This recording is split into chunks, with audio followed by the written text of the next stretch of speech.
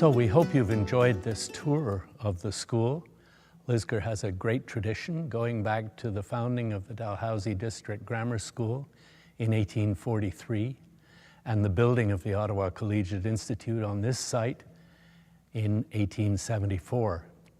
As we've seen, the school had a number of additions over the years. Up until 1908, the additions were all in the same architectural style, Collegiate Gothic. So the heritage building of Lisgar Collegiate, the stone building on the north side of Lisgar Street, really preserves those architectural values, while the gymnasium building and the classroom and music wings attached to it are more modern. A couple of things that are interesting. People ask questions. How long has it been called Lisgar Collegiate? I mentioned earlier that Governor General Lord Lisgar had left Canada and gone back to England in 1872, and the street was named Lisgar Street in his memory from 1873 onwards. But Lisgar itself didn't get the name until 1923, so 50 years later. The reason for that was that expansion of the number of students in Ottawa required building a new high school, which was built in the glebe.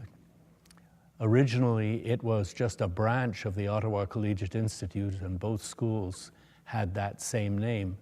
But in 1923, it was decided that the new school should be called Glebe Collegiate and the old school should be called Lisgar Collegiate.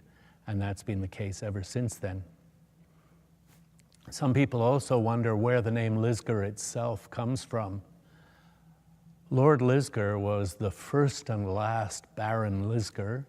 It was an Irish peerage, and he was awarded it after being Governor General. But the name actually came from a piece of agricultural land near his castle in Ireland. The land is still there today. It's just under 300 acres.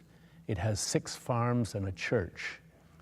And that is the original Lisgar. It's a land division from the ancient period in Ireland, even before the Norman invasion.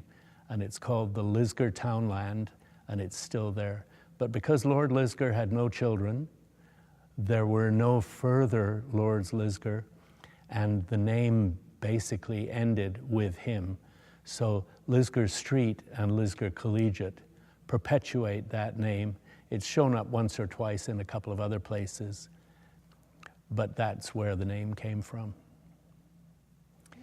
So here, sitting in the gymnasium, is the end of the tour. We'll wrap up here.